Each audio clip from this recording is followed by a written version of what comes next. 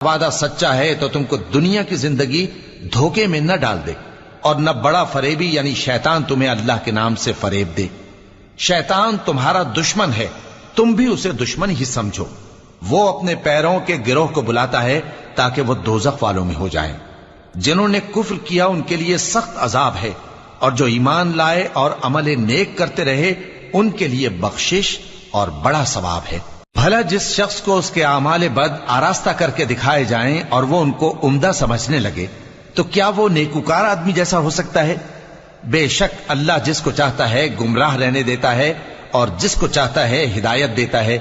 تو ان لوگوں پر افسوس کر کر کے تمہارا دم نہ نکل جائے، یہ جو کچھ کرتے ہیں اللہ اس سے واقف ہے، اور اللہ ہی تو ہے جو ہوائیں چلاتا ہے، پھر وہ بادل کو ابھارتی ہیں، پھر ہم ان کو ایک بے جان علاقے کی طرف لے جاتے ہیں، پھر اس سے یعنی بارش سے زمین کو اس کے مردہ ہو جانے کے بعد